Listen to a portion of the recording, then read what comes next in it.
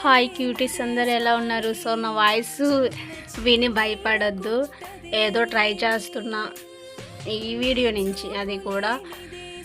So Ichchapuram కైలాసగిరికి అయితే వెళ్ళడం జరిగింది.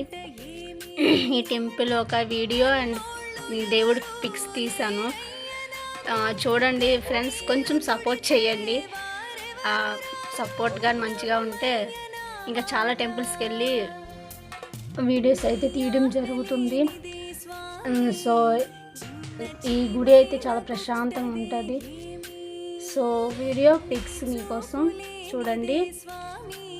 ఆంజనేయ స్వామి అండ్ శివయ్య, పార్వతి, వినాయకుడు, సుబ్రహ్మణ్య స్వామి